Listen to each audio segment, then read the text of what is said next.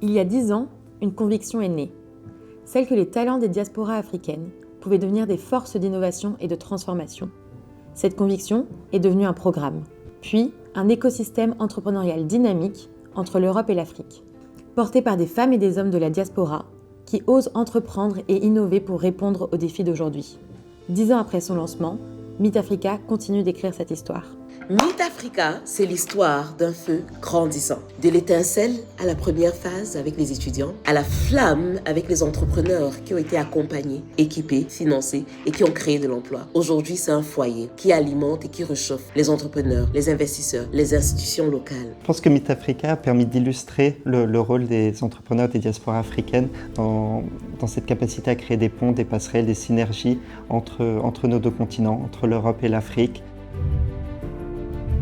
Le point de départ de la création de Meet Africa, c'était la volonté de soutenir des entrepreneurs qui soient sur le double espace et qui n'ont pas toujours l'accompagnement nécessaire pour libérer leur potentiel. Il y a 10 ans, avec Studeli, j'ai été lauréat de la première édition de Meet Africa en 2016. C'était à Marseille. Grâce à Meet Africa, j'ai été accompagné et ça a contribué à la réussite de Studeli. Depuis la phase 2, le programme est déployé dans 5 pays partenaires, le Maroc, la Tunisie, le Sénégal, la Côte d'Ivoire et le Cameroun. On n'envoie plus juste de l'argent au pays, on y crée des entreprises, on crée de l'emploi, on crée de la valeur, on transmet des connaissances.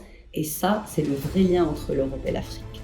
D'un point de vue impact, c'est aussi du financement qui a permis à faire levier, a permis à faire des expérimentations dans divers pays africains, à permettre au business de continuer. Ils ont eu de l'impact à travers les projets qu'ils ont portés, mais ils ont aussi servi d'inspiration à d'autres entrepreneurs. Et ça, je pense que c'est très important. Ça a permis à des structures comme la nôtre de travailler en collaboration avec des incubateurs dans des pays d'Afrique pour imaginer des programmes de co-incubation.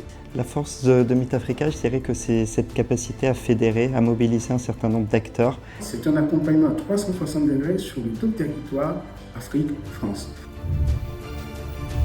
En 10 ans, Meet Africa a accompagné 222 entrepreneurs, sensibilisé plus de 5000 personnes, permis de créer 400 entreprises et générer plus de 400 emplois. La phase 3, c'est vraiment l'idée d'aller vers une pérennisation du programme, de renforcer les impacts et d'accompagner des entrepreneurs un peu plus matures. Donc cette fois accompagner des projets dans leur croissance, dans leur développement. On cherche aussi à soutenir plus de femmes, donc avec l'objectif d'avoir au moins 50% de projets qui soient fondés ou cofondés par des femmes. Et on a amené l'aspect projet à impact social et environnemental. On a l'objectif de démultiplier notre action et la pérenniser dans le temps.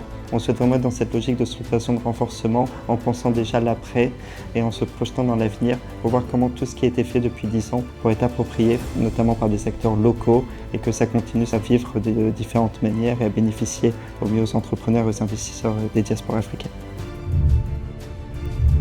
Alors, avec toute cette réussite, comment ne pas dire joyeux anniversaire Meet Africa!